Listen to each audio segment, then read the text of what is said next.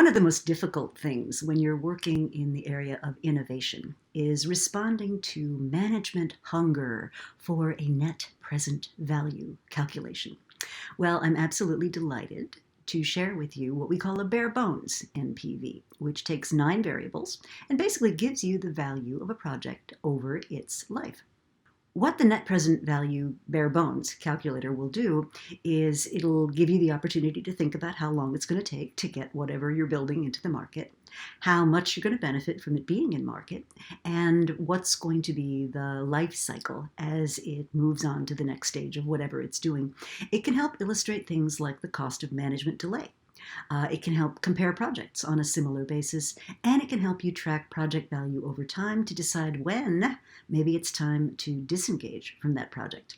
Handy dandy little calculator. Look at the instructions to find out how to access it.